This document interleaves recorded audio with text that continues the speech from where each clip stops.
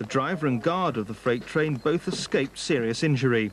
The driver ran to a nearby signal box to raise the alarm, and services on the Weymouth to Waterloo line were halted.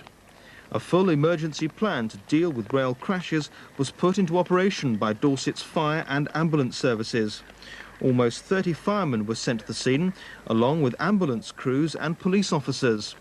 Senior British Rail managers have now begun an investigation into this afternoon's crash. An investigation is underway to establish the full facts. How fast was the driver of the locomotive going, do you assume, along this track? That I don't know at this stage.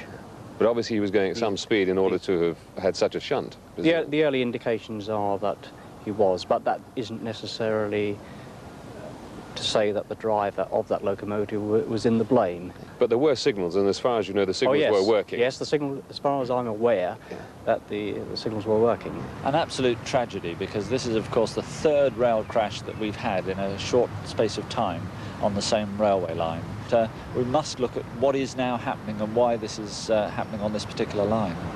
Ian Bruce, South Dorset MP. And British Rail tell us that the line will be closed until about 9 o'clock this evening. A bus service is in operation between Wareham and Poole, and it's hoped that train services will be back to normal in time for tomorrow's rush hour.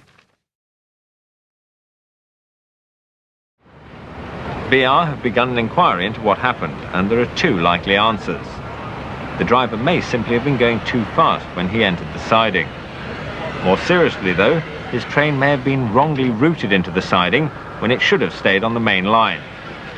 If that was the case, there are serious implications. Last night, no one was hurt, but if a passenger train, rather than a goods train, had been wrongly sent into the sidings, the results could have been disastrous.